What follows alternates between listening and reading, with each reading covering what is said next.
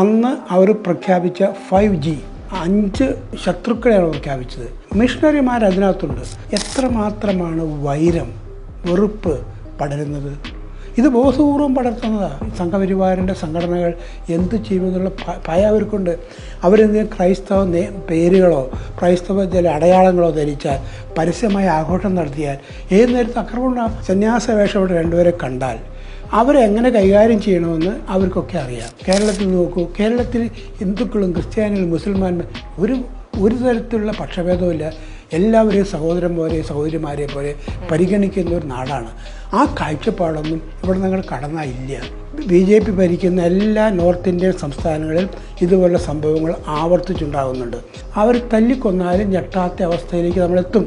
തവളയെ ചൂടുവെള്ളത്തിലിടുന്ന പണിയാണിത്. ഇവിടെ മുസ്ലിങ്ങൾ കണ്ടാൽ കൊള്ളരാത്തവരാണ്. എങ്ങനെയാണ് കൊള്ളരാത്തവരായി?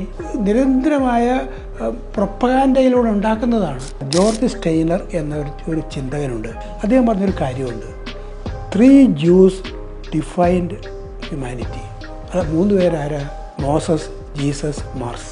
ആ മനുഷ്യൻ്റെ ദർശനം ഉൾക്കൊള്ളാൻ കഴിയാത്ത ഒരു പാർട്ടിയാണ് ഈ ഭാരതം ഭരിക്കുന്നത് എന്നതാണ് നമ്മുടെ പ്രതിസന്ധി. കേരളത്തിൽ BJP വളരെ വിദഗ്ധമായൊരു പണി ചെയ്തിട്ടുണ്ട്. ഇവിടുത്തെ സുറിയാനി ക്രിസ്ത്യാനികളെ ആഠ്യന്മാരാക്കാമെന്നുള്ള ഒരു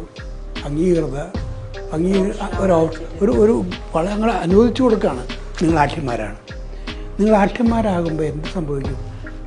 കുറേ പേരെ അനാഠ്യന്മാരുണ്ട്. ലാറ്റിൻ കാത്തലിക്സ് അനാഠ്യന്മാരാണ് ബാക്കിയുള്ളത്. അപ്പോൾ ഞങ്ങൾ ആഠ്യന്മാരായി. കാസ സംഘടന മുസ്ലിം വിരോധത്തിൻ്റെ സംഘടനയാണ്. മുസ്ലിങ്ങളോട് ഭയങ്കര വെറുപ്പാണ്. ആ വെറുപ്പും ആ വിദ്വേഷമെന്ന് ഞാൻ പറയില്ല, ആ കാഴ്ചപ്പാടും നിരന്തരമായി ക്രിസ്ത്യൻ സമൂഹത്തിലേക്ക് വ്യാപിക്കുന്നുണ്ട്.